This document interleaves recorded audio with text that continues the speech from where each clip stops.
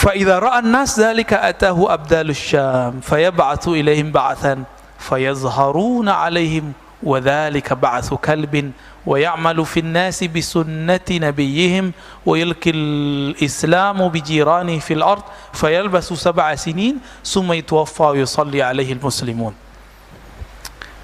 Kalau versi hadis ini, ya, lalu datanglah kepada mereka utusan membantu mereka, utusan Bani Kalb, lalu menghidupkan sunnah Nabi, mengajarkan Islam di bumi, dan hidup di bumi selama 7 tahun, dan diwafatkan dan disolatkan. Ini versi riwayat Ummu Salamah, riwayat Imam Abu Daud yang tadi kita katakan apa? Kualitasnya dhaif. Jadi gimana? Masih mau dipakai hadisnya? Ya, kalaupun terjadi, ini kita anggap hadis sahih. Kekhalifahan sekarang udah nggak ada. Nah, di beberapa riwayat itu disebutkan di sisi Ka'bah atau di sekitar Ka'bah, di sekitar Mekah. Maka riwayatnya tadi, fayakhruju rajulun min ahli al-Madinati hariban ila Makkah. Lalu keluar seseorang dari Ahlul Madinah berangkat lari ke Mekah. Zaman itu jangan dibayangkan lari kayak kita lari, Pak. Ini hariban ila Mekah, ini yang dijelaskan oleh Al-Habib Omar. Di masa itu orang bolak-balik Mekah Madinah sekejap, nggak pakai kendaraan. Maka disebut hariban. Hariban tuh huruf cepat sekali. Ini salah satu karomahnya Imam Al-Mahdi. Bolak-balik kemana-mana. Jadi nanti ini sudah nggak ada yang kita sebut sekarang mobil yang kita pakai udah nggak ada, motor yang kita pakai udah nggak ada, Pak. Ini serius loh, Pak, ya. Handphone udah nggak ada ntar. Handphone nggak ada, terus mau ketemu di mana? Ini sekarang nih, mohon maaf, lagi banyak muncul gerakan pemukiman akhir zaman. Ya bolehlah. Tapi kalau pemukiman akhir zaman bahwa di situ ada Al-Mahdi, itu semuanya halu. Kenapa? Nanti kita nggak bakal tinggal di sini. Jadi kalau antum buat pemukiman akhir zaman di Jakarta, di Bandung, di sekitarnya, di Sumatera, di Kalimantan, itu jangan-jangan ada orang lagi cari cuan, memanfaatkan gerakan akhir zaman tanpa disadari oleh orang yang bergerak ini. Ada orang-orang di belakangnya. Kenapa? Nanti semuanya akan berbaiat kepada Al-Imam Al-Mahdi di Mekah sesuai dengan hadis-hadis yang kita baca ini. Berarti nanti tinggal nggak? Terus gimana caranya ke Mekah? Kan kendaraan sudah nggak ada. Gimana, Pak? Terus titik kumpul, di mana mengumpul, Pak? Pakai handphone apa? Pakai telepon mana? Telkomsel udah nggak ada, ntar Indosat. Nanti nggak ada. Percayalah, ya. Kita bukan cocok logi. Sekarang ilmuwan sudah memprediksi hal yang sama. Jadi sama sudah mereka, bahkan mereka sudah buat filmnya. Imajinasi itu kan campuran antara saintifik dengan fiktif, tapi ada kebenarannya. Terus pakai apa, Pak, ketemu itu? Maka disebut Abdalus Syam. Abdalus Syam karena kolbunya selamat. Kolbunya bisa berdialog jarak jauh, seperti terjadi pada Sayyidina Umar. Sayyidina Umar ini kan kutub, di zamannya kutub, dia tinggi sekali itu, Pak, selangkah lagi itu di atasnya Nabi udah. Maka Nabi Muhammad mengatakan, seandainya ada Nabi setelahku, Umar kali orangnya, gitu kali. Jadi Nabi candain Umar. Tapi kan nggak ada lagi Nabi setelah Nabi Muhammad SAW. Umar lagi khutbah begini, matanya tahu-tahu melihat ke arah mana gitu, nggak jelas. Terus dia panggil. Jadi dia ternyata habis mengirim satu rombongan panglima yang disebut Sariyah, namanya Sariyah juga, sedang bergerak di salah satu wilayah di Irak ataupun di Syam. Ada dua versi yang saya baca. Dia lagi di bawah gunung, di belakang gunung, di belakang bukit sudah ada musuh yang banyak sekali. Jarak Madinah dengan Irak bisa sebulan, Pak, zaman itu. pakai motor nggak bisa Pak, kan belum ada. Pakai onta sama pakai kuda. Apa kata Umar? Lagi khutbah dan didengarkan oleh semua orang yang ikut mendengarkan khutbahnya. Ya Sariyah al-Jabal, ya Sariyah al-Jabal. Itu kalau Umar kolbunya nggak tembus, dan Sariyah pemimpin di sana, panglima di sana, jenderal yang sedang bertugas, nggak punya kolbu, nggak bisa dengar dia. Kebayang? Kira-kira seperti itu nanti perjuangan akhir zaman itu. Jadi bukan kita sekarang menuhin bunker, ya sekarang kan begitu. Ayo kita timbun emas. Kan ada satu riwayat yang dhaif yang menyebutkan bahwa di akhir zaman itu terjadi kesusahan, kepayahan, paceklik, maka kita harus menimbun harta, mengumpulkan harta di bunker-bunker. Itu halus semua itu Pak. Ya, mana ada di akhir zaman orang selamat pakai duit, pakai emas, nggak ada. Yang selamat tuh pakai kolbu dia. Itu yang disebutkan di Quran, kam min fi'atin qalilatin ghalabat fi'atan katsira. Betapa banyak kelompok kecil bisa mengalahkan kelompok besar. Karena kelompok kecil ini punya kolbu, kelompok besar itu tidak. Kelompok kecil itu jumlahnya dulu cuma 313. Tentara apa namanya? Jalut atau Tolut? Tolut. Tentara Tolut. Ternyata di situ ada Nabi Daud. 313 jumlahnya. Apa kata Allah? Jika kamu melewati sungai, jangan minum banyak-banyak. Minum itu pakai air, nggak boleh tamak. Jadi ngambil air tuh. Jadi nggak ngambil pakai gayung, nggak begitu. Udah belajar hikmat mereka dari dulu. Sederhana. Ini sekarang cuma diuji amat sedikit saja, baru pandemi udah ngomong kemana-mana ya, kita lapar, kita susah makan, ya salam.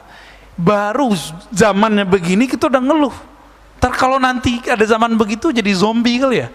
Ya, zamannya baru begini Pak, bencinya bukan main, kata-kata kasarnya bukan main. Saya nggak bisa bayangkan nanti. Wajar kalau pejuang akhir zaman itu gak banyak. Orang-orang yang kata-katanya terjaga, kolbunya terjaga. Dan itu gak banyak. Kita dikit-dikit sudah mulai ini mereka tuh bukan musuh-musuh kita, yang ada sekarang itu. Belum. Sabar. Ini lagi ada semacam filter, dipisahin. Mana ashabus shimal, mana ashabul yamin. Lagi dipisah-pisah sama Allah ini. Tapi belum jelas Pak. Maka kalau tadi Bapak nyebutin kelompok yang tadi, ya belum juga. Ya, mereka jadi berubah dari tahun kapan ke sekarang. Siapa tahu berubah lagi, wallahu a'lam, ya kan?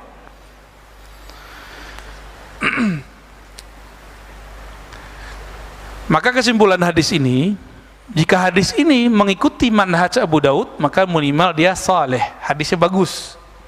Berarti bisa dikatakan kemunculan Al-Mahdi nanti ketika terjadi ikhtilaf. Apa arti ikhtilaf? Perselisihan. Dan konteksnya menyebutkan Mekah Madinah, berarti kekuasaan yang ada di Haramain. Ya. Sekarang ya Saudi Pak. Apakah nanti akan terjadi perselisihan anaknya Salman? Tidak disebutkan di hadis. Namun hadisnya mengarah ke sana. Kalau kita mau pakai hadis ini, masalahnya hadisnya tidak sampai derajat sahih. Maka tidak mesti hadis yang tidak sahih itu tidak terjadi, bisa jadi terjadi. Namun karena kekuatannya tidak kuat, kita tunggu saja Pak. Sekarang udah tengkar belum mereka? Ada syarat di situ, inda mauti khalifah. Kita terjadi kematian khalifah. Di riwayat Ibnu Majah disebutkan yaktatil, saling berbunuhan. Lalu muncullah setelah itu panji-panji hitam. Tapi syaratnya satu kalau di Ibnu Majah, mati dulu khalifahnya. Nah itu cara membatalkan kalau pakai hadis. Apakah yang di Taliban sekarang itu panji-panji hitam Al-Mahdi? Belum tentu. Kenapa? Karena di hadis Ibnu Majah disebutkan mati dulu khalifahnya. Kalau dulu ustadz-ustadz yang dulu membahas hadis ini mengatakan ini adalah negara Saudi, kerajaan Saudi, maka mati dulu tuh raja Saudinya. Ini rajanya belum mati, ya kan? Itu satu, untuk membatalkan bahwa cocok logi ini tidak benar. Cocok logi bahwa apakah Taliban? Belum tentu. Sabar dulu Pak, ini baru belum sampai sebulan. Setelah ini mereka perang saudara dulu kan?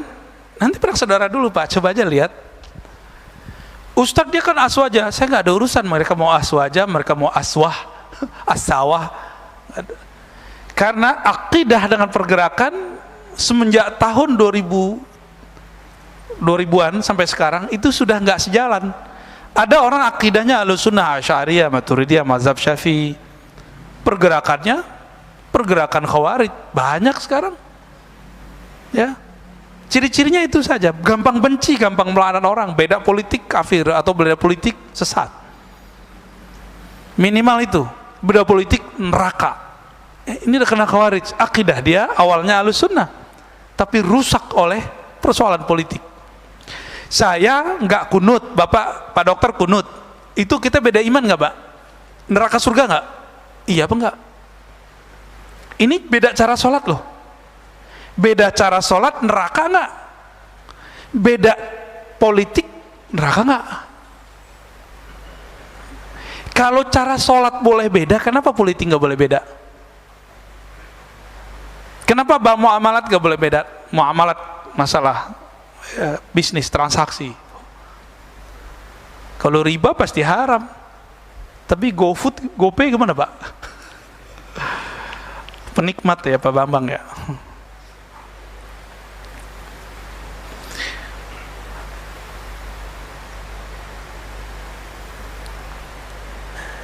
Al-Mahdi itu disebutkan di sini ciri-cirinya nanti, ya.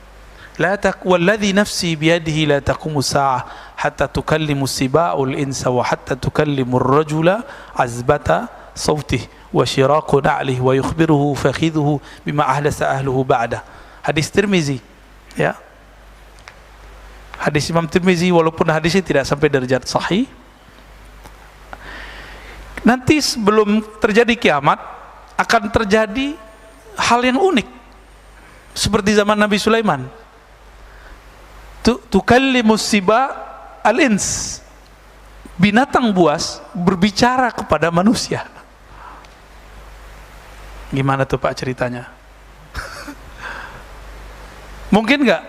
Ini ahwal-ahwal akhir zaman nanti. Bapak masih ingat hadis yang menyebutkan bahwa di akhir zaman ketika perang antara Dajjal dan Al-Mahdi, pohon-pohon bebatuan berteriak, wahai umat Islam, di sini ada Yahudi, di sini ada musuh Allah. Ada kan hadisnya? Hadisnya sahih, hasan lah minimal, kalau kita gabung-gabung jadi sahih dia. Itu gimana cara dengernya Pak? Emang pohon pernah kursus bahasa Arab atau bahasa Indonesia? Hah? Pakai apa itu? Nggak mungkin itu bahasa seperti ini. Nggak mungkin. Lalu bagaimana caranya mereka itu berbicara kepada manusia? Sedangkan tadi hewan nggak pernah kursus. Bisa ngomong nggak Pak? Yang paling mirip sama kita kalau suaranya apa kan burung beo. Tapi dia kan nggak ngerti. Itu sahabat kita Bang Dik doang ngelatih burung beo baca la ilaha illallah Pak. La ilaha illallah, baca la ilaha illallah. Pagi-pagi nyapa pakai la ilaha illallah. Meninggal mati nggak pakai la ilaha illallah. Karena dia burung beo, cuma baca dengan mulutnya, tidak baca dengan kolbunya. Maka udah mulai dari sekarang belajar ilmu kolbu Pak. Bukan ilmu kebatinan ya. Ilmu rohani, ilmu zikir, ilmu berdialog dengan kolbu. Apa kata Nabi? Istafti kolbak, berbicaralah dengan hatimu, minta fatwa ke hatimu. Jangan otak dulu yang ngomong, apalagi emosian dulu yang ngomong. Nanti kan orang panik semua, maka ikut Dajjal. Panik, urusan perut semua rata-rata. Jadi hati-hati, calon-calon tentara Dajjal, calon-calon pergerakan Dajjal itu cari cuan lewat pergerakan. ya, nyari untung. Maka jangan sampai gerakan-gerakan akhir zaman yang ada itu dimanfaatkan. Ya. Kalau buat pesantren akhir zaman silakan. Tapi kalau mau buat perumahan akhir zaman itu bohong, ya. Kita katakan dari awal nih, antum jangan bohongi umat. Nanti semuanya akan berbaiat kepada Al-Imam Al-Mahdi di Mekah, bainar rukni wal maqam. Maka untuk apa perumahan akhir zaman? Nggak ada untungnya. Mau cari untung, mau eksploitasi umat. Kalau mau buat pesantren, buat aja pesantren akhir zaman, nggak ada masalah, ya. Tapi jangan pernah kemudian mengatakan ini perumahan untuk menyambut Al-Mahdi. Al-Mahdi kebutuh rumah dia. Ya, dia bisa tidur di mana aja, Pak. Rasulullah bisa tidur di mana aja nggak? Rasulullah itu tidur matanya merem, tapi kolbunya kan jalan. Sama Al-Mahdi juga begitu, dia nggak butuh tidur. Matanya tertutup, tapi kolbunya terbuka. Yanamu ainayya wala tanamu qalbi. Mataku tidur, hatiku tidak tidur. Ini sekarang Pak Dokter berapa jam sehari normalnya? 6, bukan 8. Kayaknya udah didiskon sama Pak Dokter nih. 6 sampai 8 ya. Waduh, keburu kiamat, Pak. Keburu musuhnya Al-Mahdi kuat kalau kita masih tidur segitu. Kalau tidur masih segitu, nggak ada energi rohani kita. 8 atau 6 jam itu kan jam tidur, jam malam semua. Kapan tahajudnya? Kapan dia mengisi kolbunya dengan nama Allah? Ya kan? Nabi Muhammad itu walaupun tidur, itu cuma tidur-tiduran, Pak, aslinya. Kenapa? Kalau tidur nyenyak itu, matanya tertutup, kolbunya kan nggak mimpi apa-apa. Kalau Nabi kan nggak bisa, Nabi mikirin umatnya terus. Maka Allah perjalankan ruhnya untuk melihat masa depan dan masa lalu. Maka Nabi Muhammad tahu nasabnya semua orang. Nabi Muhammad tahu apa kejadian pada seseorang. Diizinkan Allah. Dikasih tahu, bukan sang Muhammadnya yang tahu, tapi diberi tahu. Taib. Yang tadi Bapak tanyakan itu kan tentang Khurasan. Hadis riwayat Imam Ahmad dan Al-Baihaqi. Idza ra'aitum rayatis sud qad ja'at min qibali Khurasan fa'tuha fa inna fiha khalifatullahil mahdi. Ini diriwayatkan juga oleh Imam Al-Hakim, ya. Jika kamu melihat ada panji hitam, Pak, Panji di sini kulitnya sawo matang, Pak. Jenggotnya yang hitam, udah putih juga. Idza ra'aitum rayat itu artinya panji hitam. Rayat ini menunjukkan bahwa panji hitam itu simbolnya tidak satu, kan ini jamak. Rayah satu, rayat banyak. Jadi nanti simbol-simbolnya Al-Mahdi itu banyak, Pak. Banyak, lebih dari satu, bukan hanya la ilaha illallah. Kalau la ilaha illallah kan udah banyak yang tahu, diimitasilah oleh orang banyak hari ini. Berapa banyak kelompok hari ini menggunakan bendera la ilaha illallah, lalu stempel Nabi itu. Ada ciri-ciri lain. Siapa yang tahu? Ya, Al-Mahdi dan sekitarnya kita mah belum tahu. Tapi nanti kalau kita terpilih, kalau kita mempersiapkan kolbu sebaik-baiknya, kolbu kan ngikutin ntar. Kalau di Quran itu jelas dalam surat At-Taghabun, ya, siapa yang percaya kepada Allah, yahdi qalbah, maka Allah kasih hidayah kolbunya. Jadi hidayah masuk ke kolbu, ilmu masuk ke otak.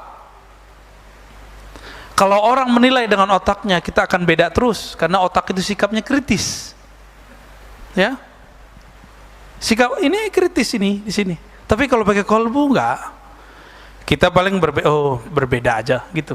Tapi kalau sudah pakai ini, ustadznya sesat gitu. Ustadz sesat, terus ente yang bukan ustadz apa dong? Tuh, masuk nggak logikanya? Ustadz puluhan tahun bersama sunnah, walaupun tidak nyebut dirinya ustadz sunnah. Ya. Dia tiap tak menjaga sanad kepada Rasulullah, mencintai zuriat Rasulullah, menjaga sanad pemikiran, akidah, mazhab, kerohanian kepada Rasulullah. Terus antum bilang dia sesat. Terus antum yang nggak punya sanad apa dong? Sesat ya.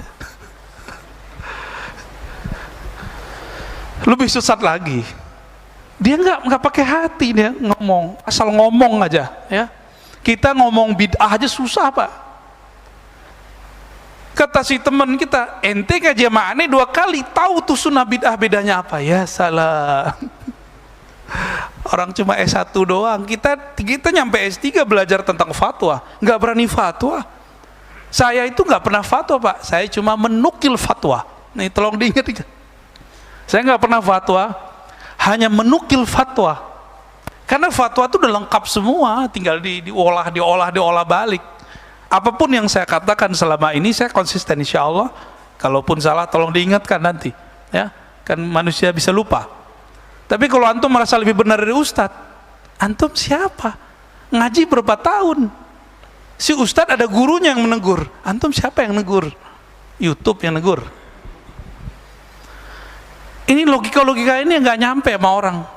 Tiba-tiba, jadi si ustadz nggak boleh bermazhab. Kalau dia boleh, banyak nih ustadz, saya memilih ustadz yang ini. Itu namanya memilih mazhab Pak. Orang kerjaannya dalam dunia fatwa itu seperti itu. Karena dia mengerti mekanisme fatwa, maka dia lihat ada pandangan, nanti dia pilih. Karena dia tahu mana yang bisa dipilih, mana yang relevan. Jamaah kan berani ngomong gitu sekarang. Sekarang banyak ustadz, saya memilih yang ini. Memilih itu bahasa Arabnya ikhtiar. Ya. Ikhtiar itu pekerjaannya ahli fikih. Imam Nawawi itu pakarnya. Ya. Wal mukhtar, yang diterpilih dalam pandangan-pandangan ini. Bukan berarti yang lain salah, tapi beliau memilih, gitu aja bedanya. Ya.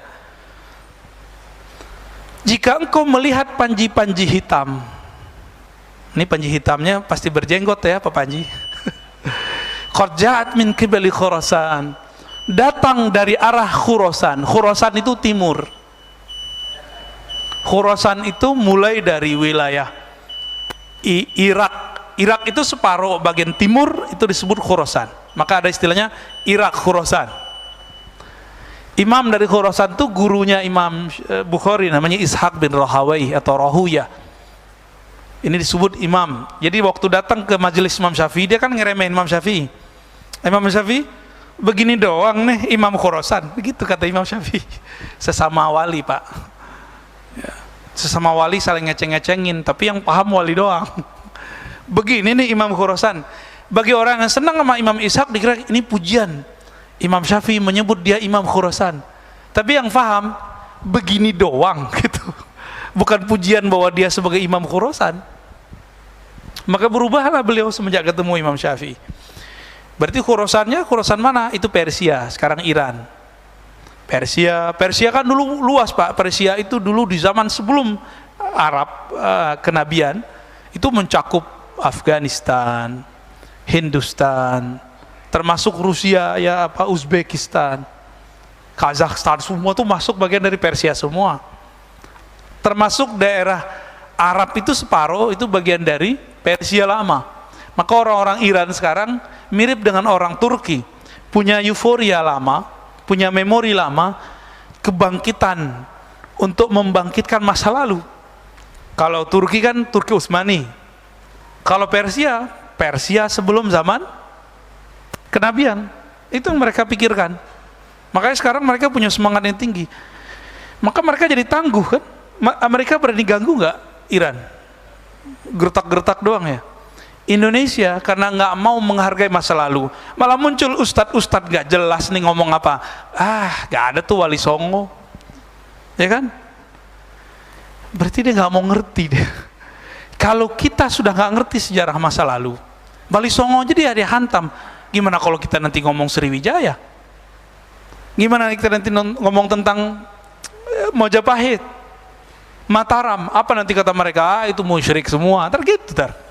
Ya, orang kalau nggak ngerti sejarah masa lalunya nggak ada semangat. Bapak ini akan semangat kalau tahu ternyata 3 keturunan di atas kita, 3 generasi di atas kita kiai, pasti semangat tuh beragama tuh. Wah, saya harus kembali nih nyari. Bapak ini keturunan raja, Raden.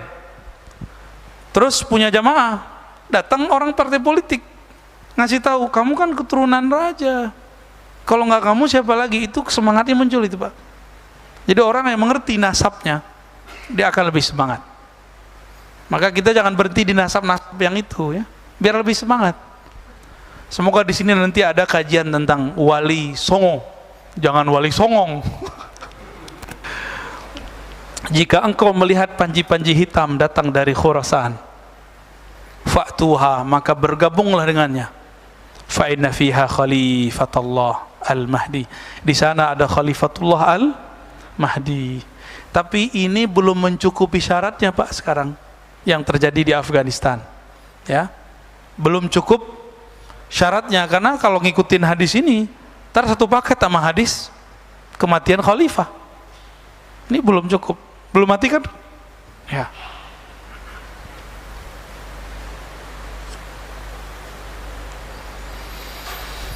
Udah syuruk, Pak. Ya, Cina enggak masuk. Kecuali separuh yang Uighur. Uighur tuh dulu masuk Persia. Ya, dulu. Baik, kita mau diskusi, ada pertanyaan? Tafadhol, kita bedah hadis yang tadi boleh, ya.